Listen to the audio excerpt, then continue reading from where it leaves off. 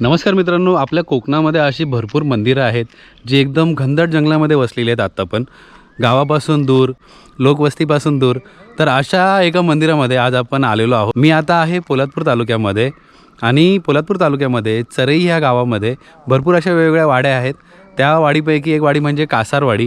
तर त्याच्या बाजूला गावदेवीचं सुंदर आणि एकदम प्राचीन असं मंदिर आहे. जर तुम्ही आजूबाजूचा परिसर पाहिलात तर पूर्ण घनदाट झाडी, घनदाट जंगल, शांतता, पक्ष्यांचा आवाज एवढंच तुम्हाला ऐकायला मिळेल. आणि हे भलं मोठं जुनं झाड, ह्याच्यावर मधमाशांचे पोळे पण बघायला मिळतात आपल्याला वरती. आणि अशा घनदाट जंगलामध्ये आज मी आणि माझे मित्र सचिन शेठ आम्ही दोघं आलेलो. तर या मंदिराला भेट देऊन जावं अशी इच्छा झाली.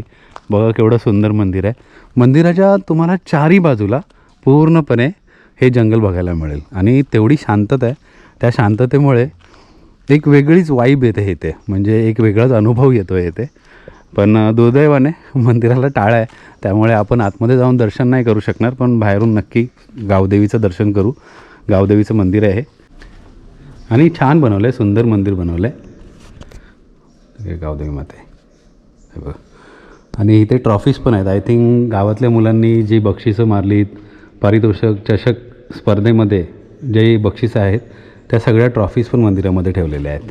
तर सचिन शेठबरोबर फिरताना मला अशा सुंदर सुंदर जागा पोलादपूर तालुक्यातल्या बघायला मिळत आहेत. आणि समोरच जर आपण बघितलं तर इथे शंकरांची पिंडी पण आहे. इथे तर आपण नक्की दर्शन घेऊ शकतो.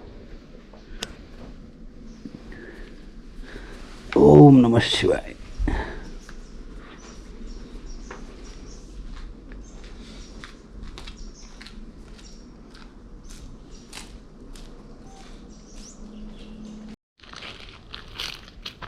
हे चरई कासारवाडीचं गावदेवी मंदिर आहे. हो. आणि हे जे आंब्याचं झाड आहे तिथून ही पायवट आहे, ही चरई कासारवाडीमध्ये जाते. म्हणजे गावातली माणसं या पायवाटेने मंदिरापर्यंत येतात. आपण आता डांबरी रोडने आलो. आपण चरईकडून डांबरी रोडने आलोय. इथे यायला रस्ता पण तुम्हाला चांगलाच आहे, चांगला रस्ता आहे.